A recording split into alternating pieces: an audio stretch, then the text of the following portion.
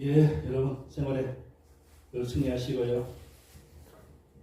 오늘도 이렇게 귀하게 만났습니다. 예, 설교학 지난번 두 번까지는 우리가 설교학에 대한 서론 부분으로서 꿀팁의 특강이라고 할 수 있을까 그렇게 했습니다. 그런데 우리가 방송으로 얘기하는 것은 이게 이제 시작이 되다 보니까 앞에 첫 번째, 두 번째 할 때는 여러분이 함께 하면서 좀 될 겁니다. 점차적으로 자꾸 조금 보완을 해서 여러분이 강의 함께 하는데 좀 편하게 효과가 좀 될 수 있도록 우리 교수님들 신경을 쓰고 그렇게 하겠습니다. 혹시 강의 들으시면서 좀 이런 거 거리하고 싶다 그런 부분이 있으면 댓글에서 좀 남겨주시면 저희들이 참고해서 좀 할 수 있도록 그러겠습니다.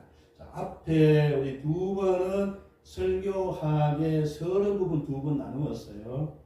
기억나시나요? 근데 부탁합니다. 할 수 있으면 여러분들이 강의안을 꼭 구입을 해가지고 미리 좀 볼 수 있고 할 수 있도록 매번마다 강의안을 넣으면은요, 뭡니까 하나의 그 어떤 문서 쪼가리처럼 미리 되어가지고 관리도 그렇고 좀 힘들 겁니다.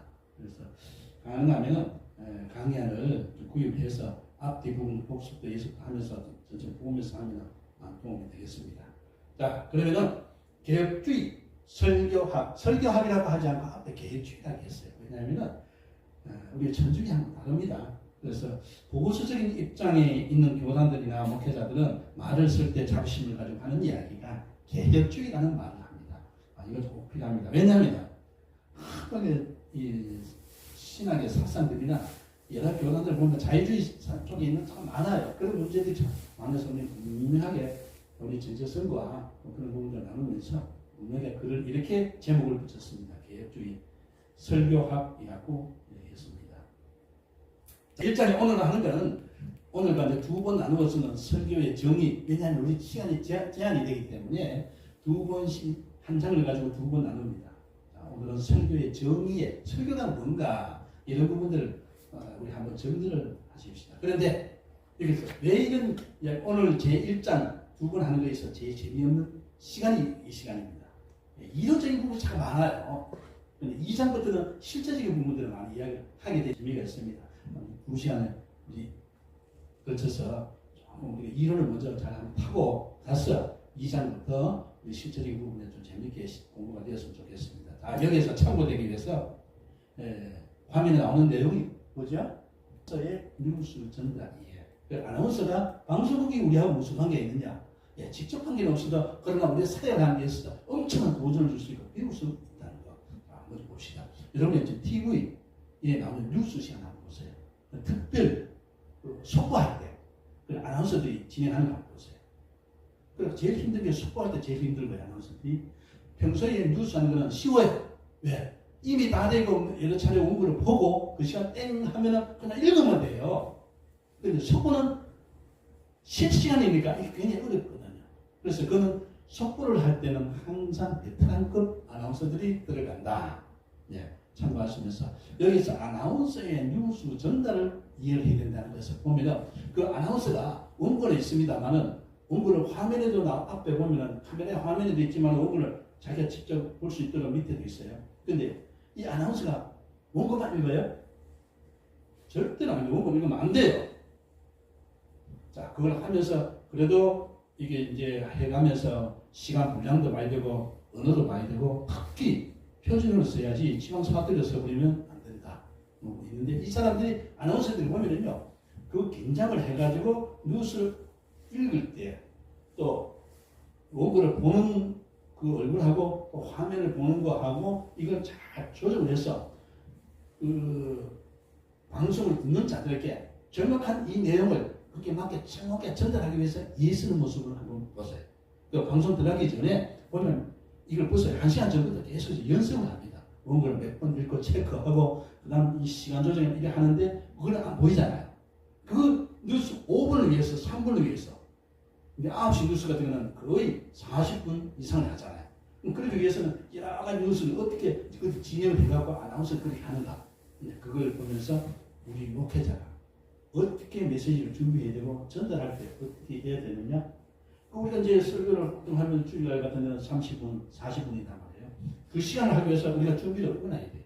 거기 위해서 물론 이제 원고 준비도 있지만 거기에 내용도 들어가고 예화도 들어가고 그래도 전달하는 사람 이 표정도 그렇고 음성도 그렇고 여러 가지 신경 써야 되잖아요. 청중들이 있고 그것을 우리는 직접적으로 관계가 없다지만 방송국에서 일하는 분들 아나운서들의 뉴스 전달하는 그것을 좀 잘 참고합니다.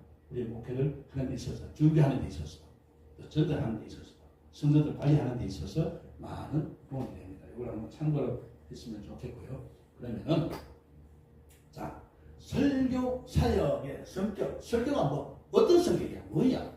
그런데 학교에 가르치는 교육하는 선생님들과 우리들 이제 대학을 이제 가면은 교수들이 강의를 하잖아요. 근데 각자 학생들이 각 교실로 찾아가잖아요.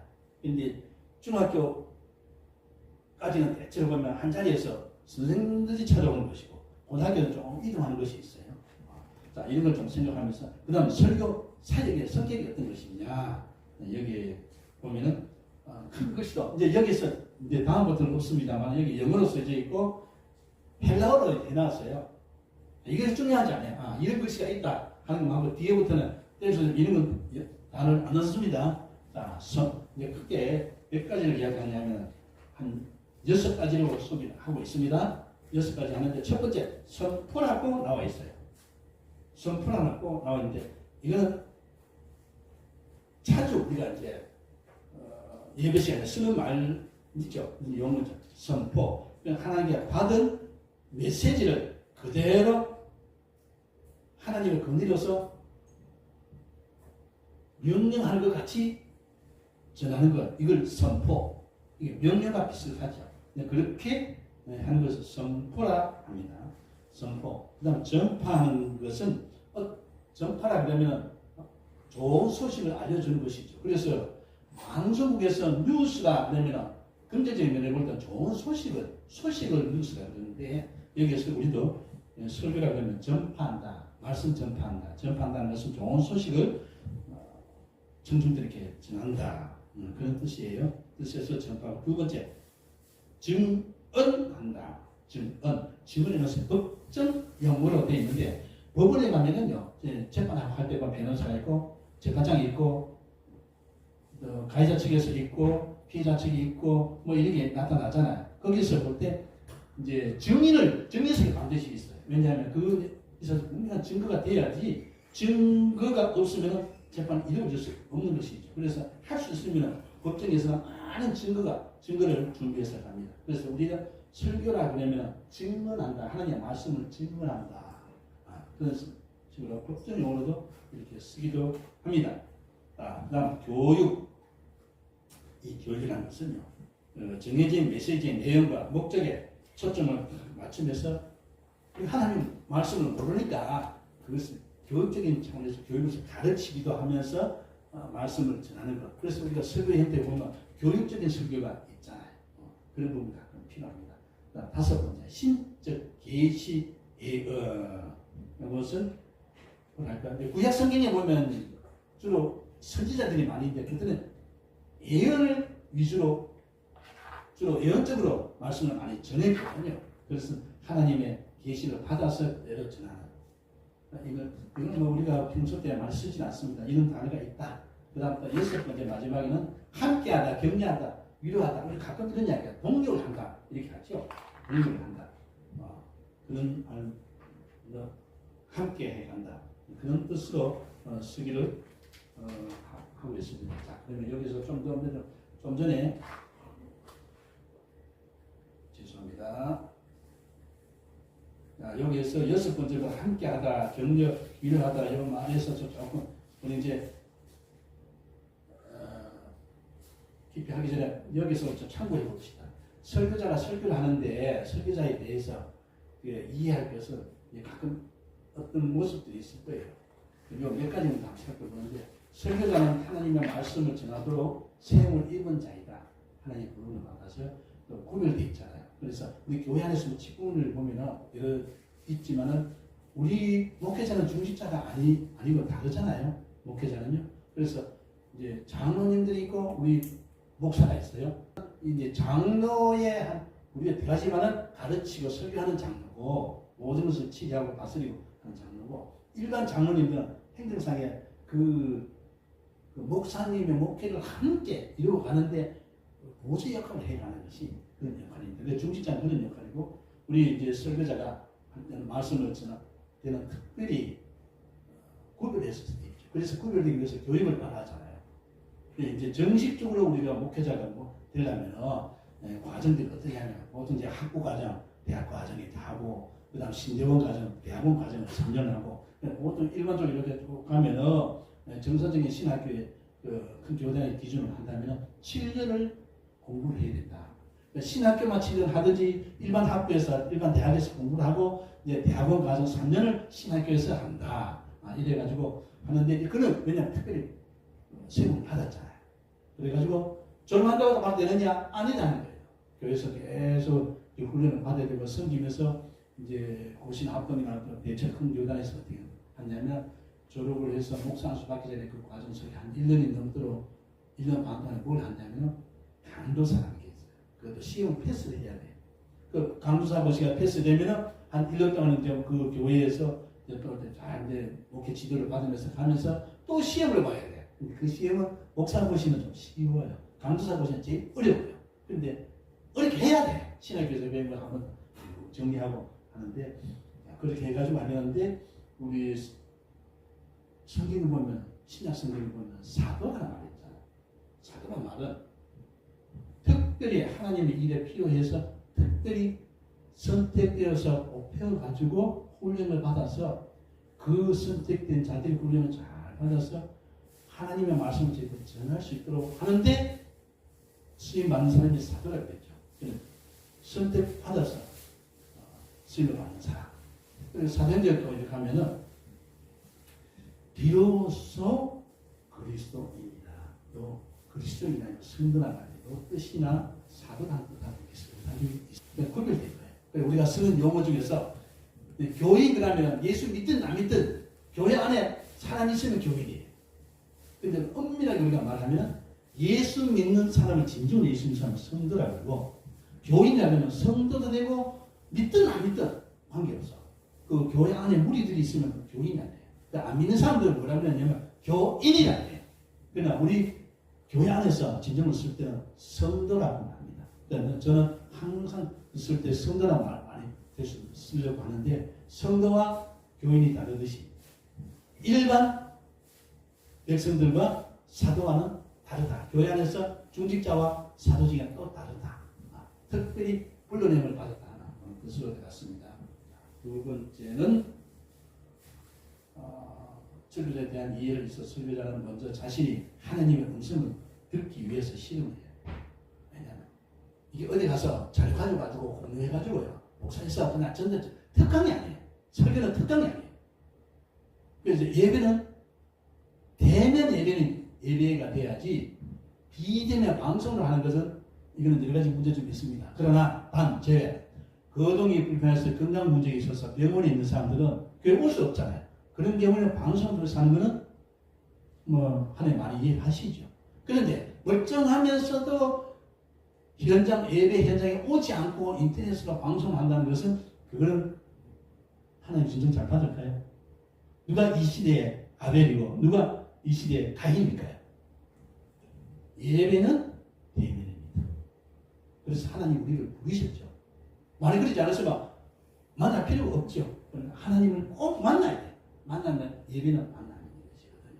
그래서 우리 설교자는 먼저 자신이 하나님의 음성으로 잘 들으려고 그런 것을 가지고 계속 공부해서 하는 거죠.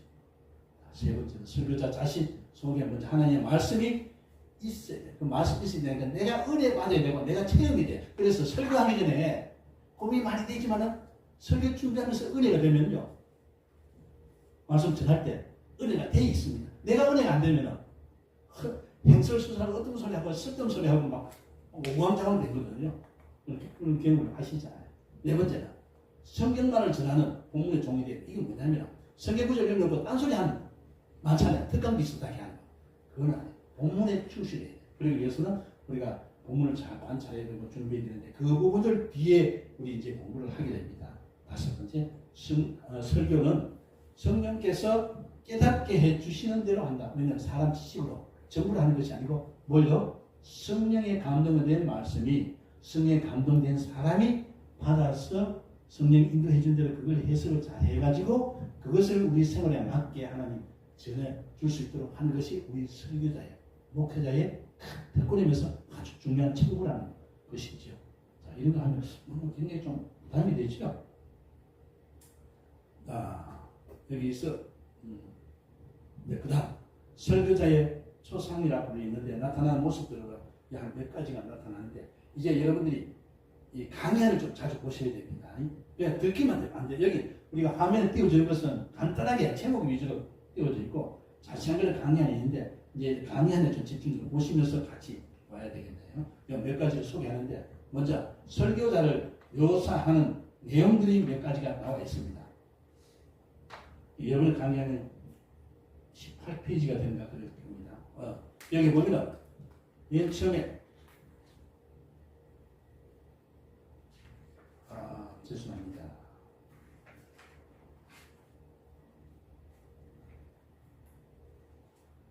네, 맞습니다. 18페이지.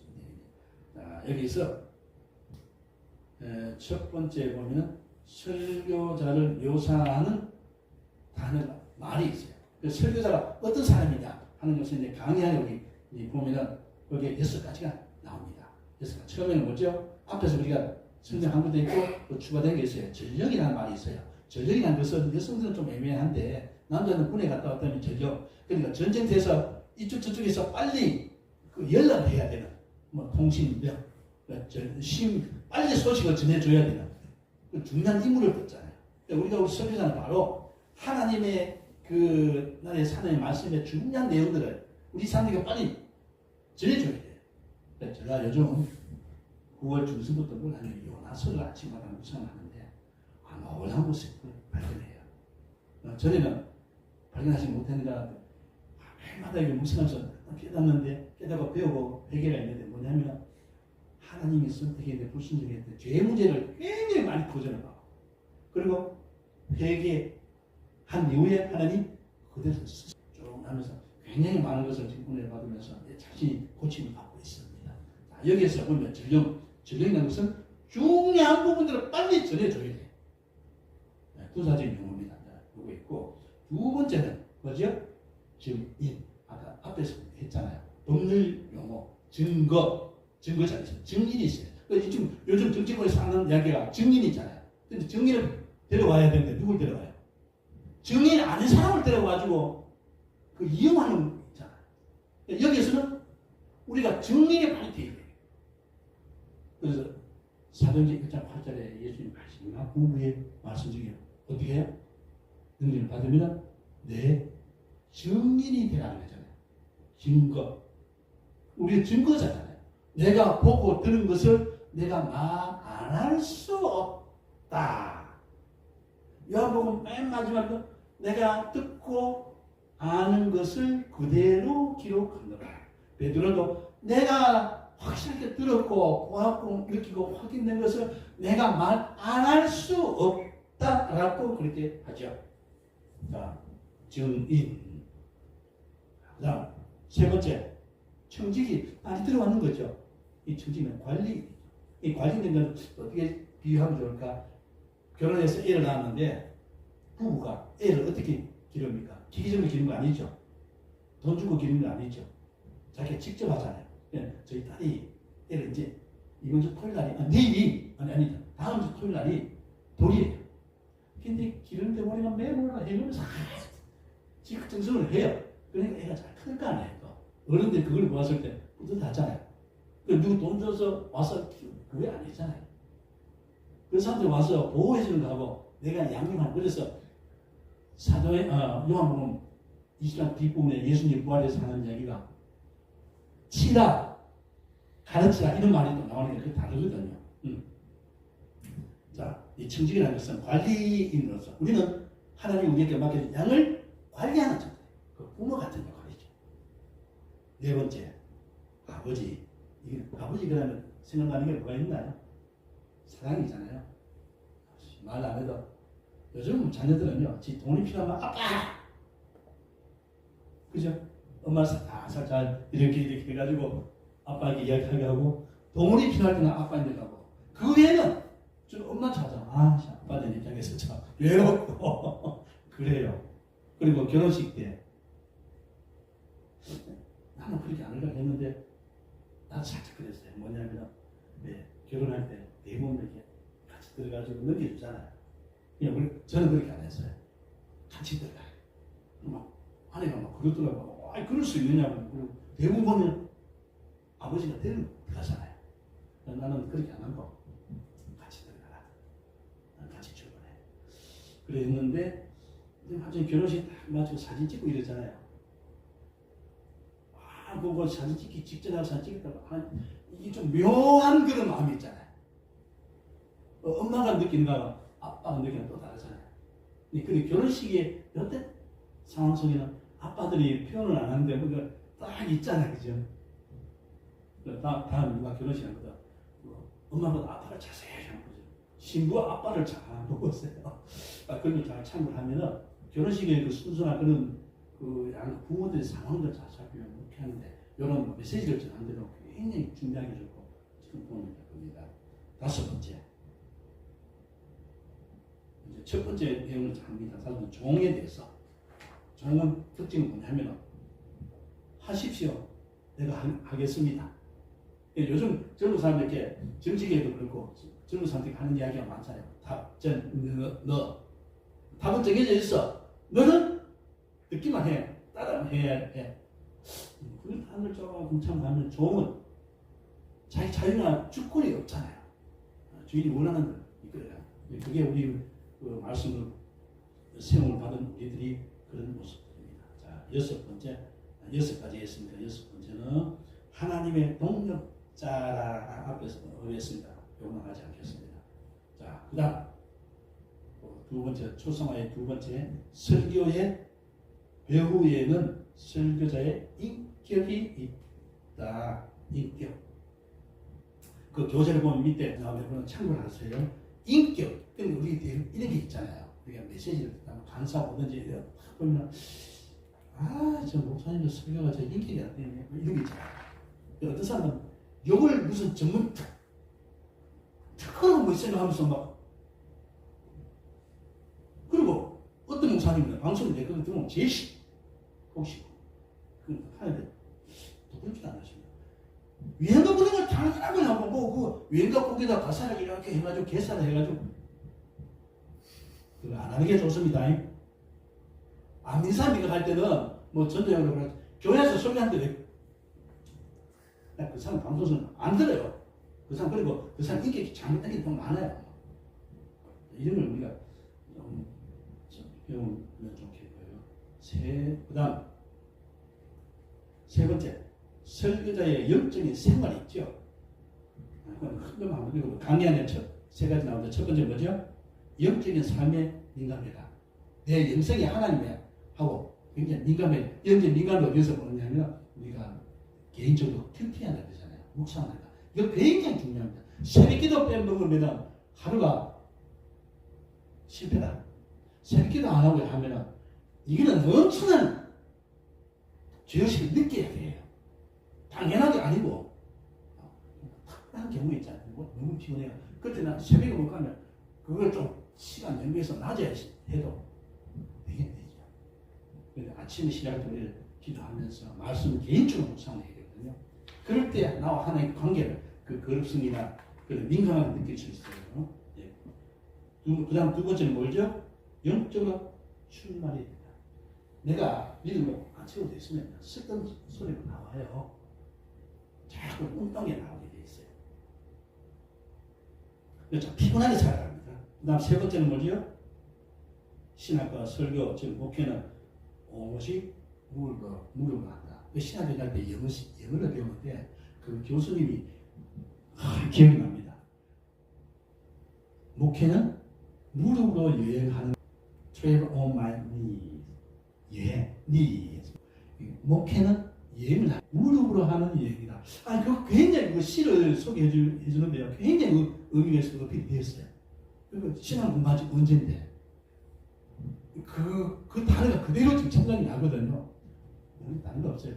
말씀, 기도입니다. 이거 빼놓고 정부 아무리 있고 어떤 모임에 가도 어떤 목사님들은요 교회 목회에 집중하기 위해서 노예나 총회 정치에 안 가요. 자, 그런 건 참 위대하고 참 귀하게 존중합니다. 어떤 사람은 제참 정치에 열심히 쫓아다니고 있잖아요. 그 일선으로 교인들 돌아보시면 얼마나 좋겠어요. 자, 개인의 이제 의사가 다르지만 그러나 우리 중요한 것은 내 집이 중요하죠. 예. 자, 그다음 설교자의 초성화에 있어서 네 번째 불붙는 논리. 자, 이거 넘어갑니다. 자, 넘어가고 다섯 번째 그 교재를 보시면서 강연에서 있는 걸 좀 자세히 읽어보시면 도움이 되겠습니다. 여쭤 한번 좀 짚고 넘어가야 되는데 불붙는 섭리에 있어서 어디에 있냐면 세 번째 보세요. 세 번째 보면 설교자는 성경에 정통하여야 한다. 다른 성경관이 되어야 한다. 오늘 신학을 공부하면 대부분 학생들 제일 싫어하는 과목이 어떤 거냐면 조지신학이에요. 제일 고치고 딱딱하고 재미없고 그런데 그 시간이 많아요. 매 학기마다 한 과목 두 과목 꼭 해야 돼. 재미없는 거예요. 딱딱하고. 그리고 설교 시간에 예비 시간에 좀 신학적인 설명을 해나가면 제일 싫거든요.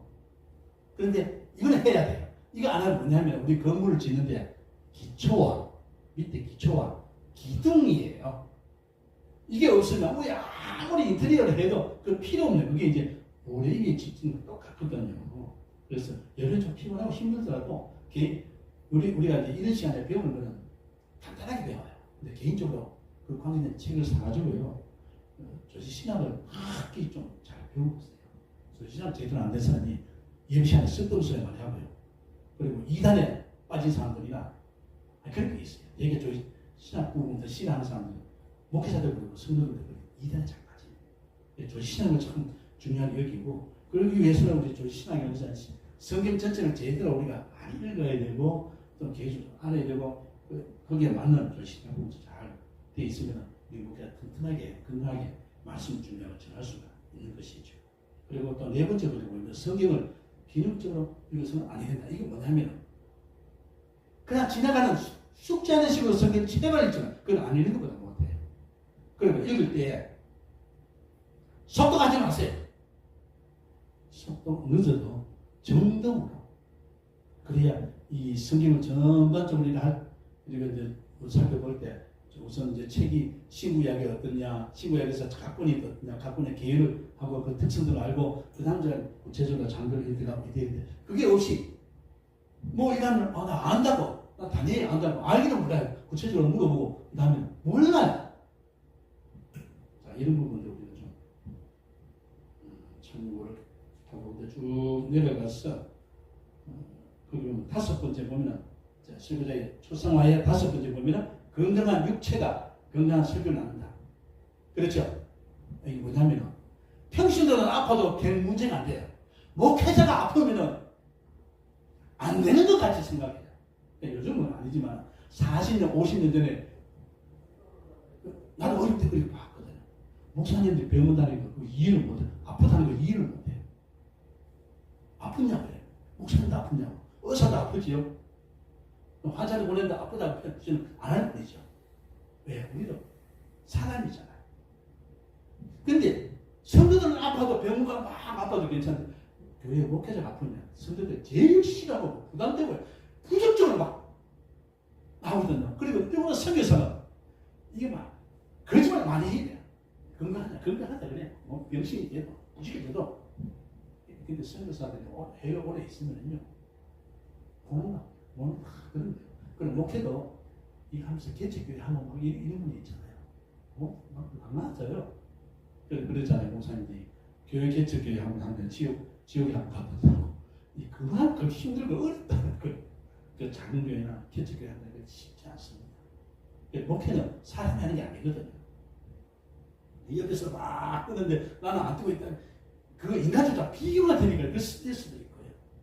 그래서 여기서 건강한 육체가 건강한 설교를 한다는 그 부분은 그 교재에 있으니까 좀 보시면서 여러분이 또 추가될 부분이나 건강 관리를 잘 하세요. 평소 때. 그리고 제발 음식 많이 먹지 마세요. 적게 맛보는 거 즐기세요.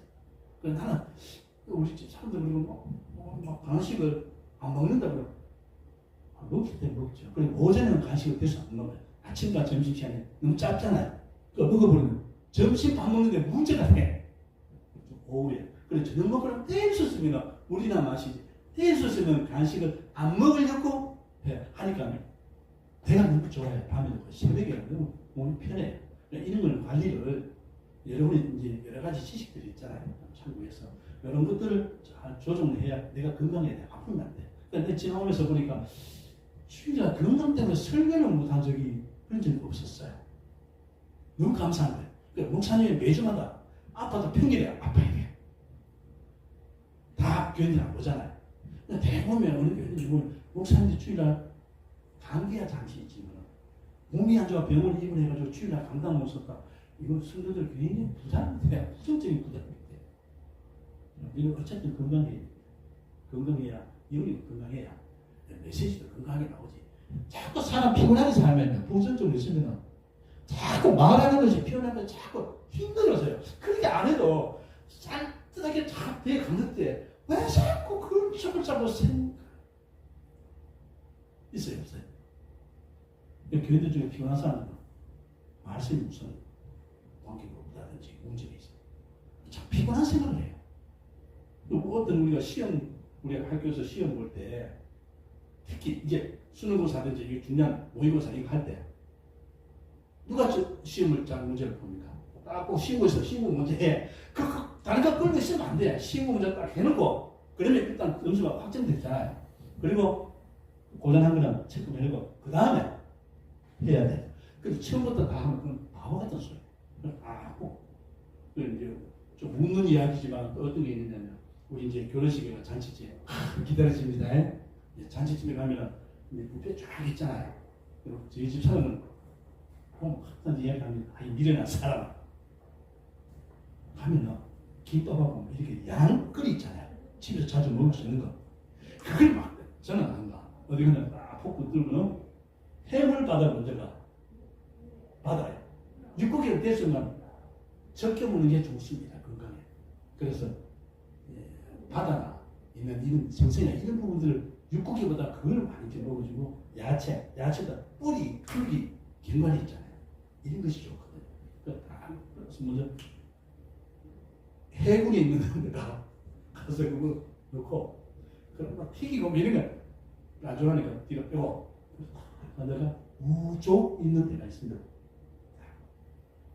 그런 것들 야채 조금만 먹고 1차를 먹은 뒤에 그 다음 어디 가냐면 육고기 어디 왜냐면 조금 먹으면 배가 부르잖아요. 먼저 제일 비싼 거 우리 집에서 못 먹는 거 이런 거 주시면 적게 먹으면 영양이 있는 거 있잖아요. 그런 데 가서 먼저 먹고 다른 거는 양보를 해. 그다음 맨 마지막에는 과일 이런 거. 그런 호박죽 같은 거 있으면 친구 먹을 때 그걸 가져가지고 먹으면서 원인시킵니다. 보시면 합니다. 제가 경험해 버렸지만은 여러분은 건강에 있어서 너무 중요한 부분입니다. 그것도 몸만 생각하라는 건 아니지만 내가 건강해야 엄마가 건강해야 애가 하지. 엄마 건강하자면 애가 안 됩니다. 예. 자, 그 다음 넘어가서 여기서 긍정적인 인간관계 있죠. 예. 자, 사람들 많이 만나세요. 근데 지금은 여러분 모르지만 졸업하고 목사가 되면은요 이 모임들이 많아요.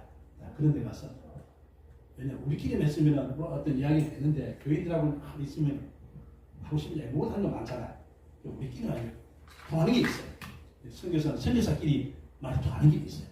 그런 모임들이 가끔 필요합니다. 이렇게 부부 동반해서 그리고 이런 분들은 그 스트레스 해소나 건강을 해가는데 또 뭡니까 정보를 얻는 데나 인간 관계에서 지금까지 계속 자기 혼자면 그거 혼밥하고 혼자고 하는 거 뭐예요? 성경은 절대 그거 보내잖아요. 하나님과 관계하는 데 혼자 있어야 되고 그 외에는 누구로서 함께 이루고 그래서 동역이라고 했죠.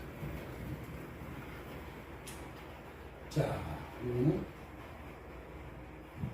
조금 더 하고 정리할 수 있도록 하겠습니다. 자, 세 번째 강의를 보면은 목적이 나옵니다.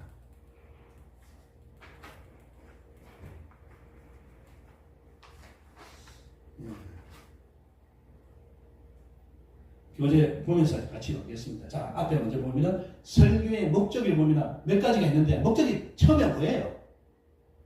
사람 구원하는 거예요. 영혼 구원하는 거예요. 우리가 설교하는 목적이 뭔데? 구원하기 위해서. 성경에 여기서만 보내고 이방인을 보내고 이래가 하는 거는 뭐예요? 영혼 구원이죠. 영혼 구원. 예. 자, 두 번째는 그 말씀 전했던 것이 내 생활 속에 적용이 되어서 살아가는 것, 살도록 하는 것. 그런데 우리 조선 초기에 1882년에 벌써 우리나라에는 선교사가 들어오지 않았지만 1884년 뒤에 들어왔거든요. 82년에 그럴 때 우리나라에 벌써 교회가 세워져 있었어요. 한국의 조선의 최초의 교회. 들었어요? 우리는 이미 중국으로 가가지고 유학생들이 가가지고 이렇게 하면서 서양 선교사가 중국에서 만나가 복음 듣고 거기서 성경을 번역해서 들어오고 조선에 들 때는 그냥 못 들어가. 성경책 못 가져와요. 뭘 하냐면 그때는 뭐 장사꾼들이니까 끈을 못 따지면 되니까 그 끈을 그 책을 써가지고 글씨를 써가지고 끈으로 만들어가지고 오니까 여기서 검사에다 표시가 없잖아요. 그걸 들어가지고 여기서 이제 우리 자체에서 그 내용을 이제 조금 가져와서 전하고 해가 우리는 이미 교회가 되어져 있는 상태. 근데 선교사는 1884년에 들어오니까 교회가 있는 거 보고 놀리는 거지. 누가 왔느냐? 어디든지 선교사가 들어가가지고 시간 지나면서 교회가 세워지지. 교회가 있고 한 데가 없어요. 우리나라 독한 것이고, 그리고 이제 평양 중심으로 엄청나게 전도가 되니까 장기는 평양 부흥회가 일어나고 뭐 이러면서 그 당시에는요 안 믿는 사람들도 주일날 쉬었다는 거예요. 이게 안 믿어지네. 그게 언제인데? 그게 언제야? 134년 전의 이야기야. 그런데 지금은 와요. 내가 선교사 파송되기 전만 해도요. 98년도에 나갈 때는 우리 교단은 어떻게 했냐면 주일날 밖에 물건 사 먹는다. 음식을 사 먹는다. 물건 산다. 그런 상상을 못하고 주일날 때 간식 토요일날 준비해야지. 주일날 어디? 어느 날 수그머리거나 지금은 당연하게 교인들도 권사도 장로도 주일 예배 그냥 와 그 예배 드리는 분은 모르겠어요. 마치 와가지고 문 열고 하잖아요. 일하잖아요. 저는 그건 안 합니다. 저는 그건 나는 용납 못하겠다 신앙을. 주일날 또 해야 돼요. 주일날 병원 가면 괜찮아. 죽고 사는 문제잖아. 그건 안 한다고 문제 생기나요? 어쨌든 여기 보면서 한 생활 속에 적용이 되는 거. 그래서 우리나라 독특한 기독교 역사에서 전 세계적으로 이제까지 오면서 한국 조선의 그 선교와 한국 교회가 다른 나라에 비해서 독특한 너무너무 많아요. 많은 선한 영향을 굉장히 미치고 있거든요. 그리고 인구 분포에 따라서 우리나라가 선교사가 제일 많잖아요. 해외는. 그리고 참 독특한 거는 서양 미국인 중심에서 서양은 어딘지 외국 가면 뭡니까 복지 부분, 학교, 교육, 복지 이거 중점으로 그걸 통해 복음을 전했거든. 방법을 모르겠는데 우리는 어딜 가든지 뭐 먹고 살아도 교회보다 하잖아요. 모이잖아요. 집안에서 교회를 하다가 하다 이제 장소를 넓히고 교회가 교회를 모이지. 그 이제 한국 사람들이 해외 나가면 어디 가냐면 아민사람들 제일 좋은 게 뭐냐? 우리가 빨리 이게 여러 가지 성장되고 경제적으로 그렇고 모든 분들이 좋아졌던 것은요. 그냥 K가 들어가는 게 아니거든요. 거기 가서 오랫동안 벌써 30년, 40년 넘도록 교회가 먼저 생기니까 사람들 가면은 교회를 먼저 가면 그거 다 사람을 만나잖아요. 정부가 있거든. 내가 도움이 되거든. 그래서 도피하러 그 해외 가가지고 거기 교회 가서 또 잡히는 것도 있고 어째 있는데 어쨌든 해외 가면은 한국 사람들은 교회는 문제지. 중국 사람들은 어쨌든 먹고 와야 되니까 무조건 음식만 먹고. 일본 사람은 가면 어쨌든 돈 벌어야 되니까 물건 보고 하는 그런 거 있고. 서양 사람들은 그 사람들은 그냥 어떻게 하든지 인간을 접근하기 위해서는 외부가 이거 안 맞으니까 제3의 세계가 안 맞잖아요. 어쩔 수 없이 교육을 이 복지나 건강이나 이런 부분들 이래가지고 어쨌든 사람 살리는데 그 집중에 들어가는 거예요. 그런데 우리나라는 독하게 그런 게 있어서 너무 참을성을 가지고 너무 좋아요. 한 번씩 다운이 되고 하면 어디 갔냐면 있잖아요. 합동역인데 거기 하나 있잖아요. 외국인 저기서 묘지 거기 꼭 한 번씩 갔어요. 가서 바람 쐬고 그 묘지 앞에 글 쓰이는 거 좀 보고 아니면 다른 사람들 할 때 설명을 좀 들어도 굉장히 은혜가 끌어들이고 굉장히 좋습니다. 집 안에서 문제 생기든지 하여튼 여러 가지 있으면 한번 그런 데 가서 좀 새로운 사람 있으면 외국에서 오든지 지방에서 오면 꼭 거기 소개해가지고 같이 가야 합니다. 어쨌든 많은 도움이 되었습니다. 자, 그 다음 세 번째, 교회를 세우는 일에 교회를 세우면서 성장해 갑니다. 그러니까 우리가 전도해서 잘 키워져가 세대교회 되고 일꾼 만들어서 그러니까 또 어떻게 해요? 교회를 또 다른 지역 가면 교회를 개척을 하든지 있으면 더 확장되지면 또 교회를 세우고 성장해 가도록 하는 것이 우리 성경의 목적입니다. 네 번째, 하나님의 영광이 되는 것. 하나님의 말씀을 전하면서 영광이 되어지도록 내가 주인공이 되잖아요. 그렇죠? 여러분 이 시간입니다. 자, 여기까지 네 번째 설교의 내용까지 한번 정리합시다. 설교의 내용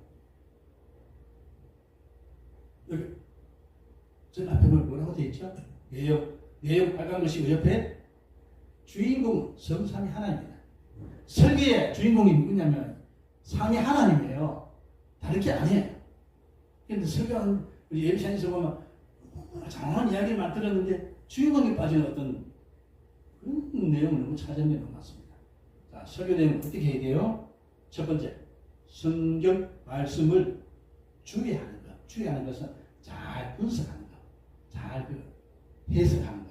이 내용을 제대로 알고 그 내용을 잘 알고 전하해 주는 거예요. 성경의 말씀을 내가 성경을 많이 읽어야 돼요. 많이 또 알아야 돼요. 또 거기에 대한 설명을 드리는데 그래서 사전이 필요하고 언어적으로 어떤 말이 필요하고 문자적으로 필요하고 의학적으로 필요하고요. 거기에 이제 배경적으로 필요하고 이런 쪽이 있잖아요. 그다음 두 번째, 하나님 중심이 됩니다. 우리가 설교 시간에 간증을 하는데 간증 각기 중심이 돼요. 그 시간에 말씀을 듣고 남는 것이 간증에 그 사람이 남았다면 그는 설교가 아닙니다. 세 번째, 빨간 글씨 되어 있죠? 구속사, 적설. 그러니까 이제 성경 보면 내 사건이나 인물이나 여러 가지 쭉 나오는데 그 내용 중에 가장 중요한 게 뭐냐? 그 내용이 뭐예요? 초점은 예수 그리스도예요. 예수 그리스도가 뭐예요? 우리를 죄에서 구원하는 거잖아요. 그게 한마디로 구속사, 적 이게 여기 관계 안 되고 어떤 쓸데없는 소리에 운전법을 쓴다든지 뭐 쓸데없는 이야기를 많이 장황하게 넣는 그거는 설교가 아니에요. 그래서 보수적인 교단일수록 메시지가 목회자한테 설교가 어떠냐면 성경 공부적으로 하고 보수적이 아닌 데를 가면 점차적으로 사회적이나 뭐 특강 비슷한 뭐 이상하게 윤리적으로 쫙 뻗어 그런 이야기가 중점이 띄어져요. 그러다가 쭉 하다가 뭐 말투 준비하면 성경 구절 이렇게 한번 이야기해요. 그러면 3, 40분 동안에 설교를 했는데 뭐예요? 설교는 윤리, 도덕, 강론 이거 아닙니다. 특강이 아니에요. 특강하고 설교하면 전혀 다르다. 예. 자, 네 번째, 삼위일체 하나님은 전해야 된다. 주인공이 누구냐? 구약 성경의 이야기는 사건들이 많아요. 인물이 많아. 그 이야기가 옛날 동화가 아니에요. 뭐라고요? 앞으로 오시는 메시아에 대해서 설명을 해가면서 그래서 인물을 소개하고 그 사건들은 오실 때 그 상황들이 이렇다라는 것을 정황들을 보여주면서 소개를 하고 있잖아요. 그래서 신약에 와서는 그냥 현실적인 것만 보는 게 아니라 이것이 구약에서 이렇게 이야기하는데 이런 과정 속에 이렇게 왔는데 그게 현실에 이렇게 됐다. 그러니까 설명이 되어져야 돼요. 그런데 예수님이 오신 목적이 뭐야? 왔을 때 어떻게 반응이 있었다. 이 얘기잖아요. 다섯 번째, 삶의 전 영역에 설교가 된다. 그러니까 이게 전에는 이론적 전환은 아니고 했을 때 항상 우리가 점검을 해봐야 되는 게 우리가 말씀을 나누는 것이 생활 속에 있나 없나 성장이 되고 있나 그게 점검이죠.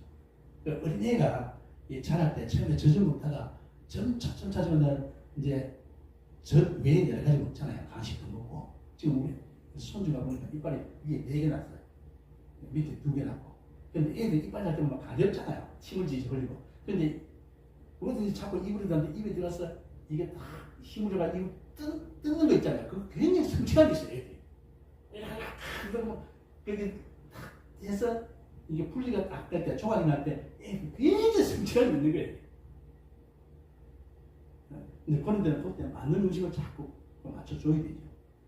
이제 엄마가 이제 그거 해준다 신경을 많이 쓰더라는 거예요. 그리고 그거는 간식 위주인데 밥 위주로 일단 먹고 간식을 먹여야 된다. 간식과 동일하게 되든지 간식을 우선되면 애는 그게 아니다. 엄마들 육아를 잘 하잖아요. 그런 걸 볼 때는 우리 목사님은 메시지 할 때 굉장히 도움이 되는 그런 부분을 찾아갈 수 있습니다. 그래서 생활 전체 적용하는 거고. 그래서 가끔 설교 시간에 간증을 한다는 것은 왜냐하면 그냥 설명하는 것보다는 한 사람의 모델이 있어서 그 사람을 통해서 사건을 이래가지고 결과 이래 되었다. 그래서 그러니까 반드시 합니다. 하나님이 이렇게 해 주셨고 하나님이 이런 뜻이 있어서 결과를 보니까 그 이유가 이런 과정이 있었더라. 이렇게 하면서 나타나는 것은 예수 그리스도가 삼위일체 하나님이 딱 나타나야 되는데 그게 안 나타나고 사람의 그 삶이 나타나는 그거는 설교가 잘못된 거고 간증이 잘못되었다. 그 간증집에 좋아하는 거 그거는 올바른 신앙에서 이런 문제점이 될 수 있다. 참고를 그렇게 하면 좋겠습니다. 자, 오늘은 여기까지 하겠습니다. 참 재미없죠? 재미없습니다. 1장은 재미없습니다. 그러나 재미없어요. 여기가 있고 여러분들이 강의를 마친 뒤에 개인적으로 좀 강의하는 자료를 좀 보시면 참 좋겠습니다. 예. 자, 정리하시고 다음 시간에 만나겠습니다.